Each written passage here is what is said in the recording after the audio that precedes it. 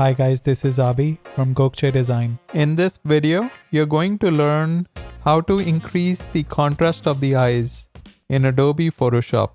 Let's start by creating a new group and then clicking on the Add Layer Mask button. Bring in a curves adjustment layer inside the group, then bring the curves line up a bit in the highlights area and down a bit in the shadows area to increase contrast.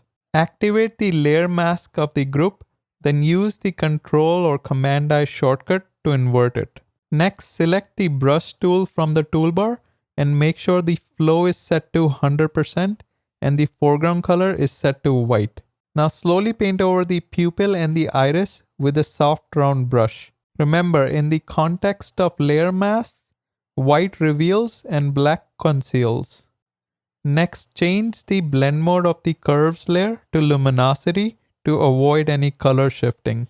Feel free to tweak the curves line as per your liking. Bring in one more curves adjustment layer and change the blend mode to color dodge. Reduce the fill to 50% and bring the black slider in the curves window a little bit towards the right. Create a brand new layer outside the group and rename it to whites of the eye.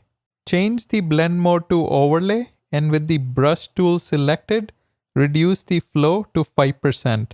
With the foreground color set to white, slowly paint over the whites of the eye with a soft round brush. Next, duplicate the original background layer and rename it to Spot Heal. Activate the Spot Healing brush tool in the toolbar and make sure Content Aware is selected in the options bar. With a hard round brush, slowly paint over the veins in the whites of the eye. Finally, let's look at the before and after images.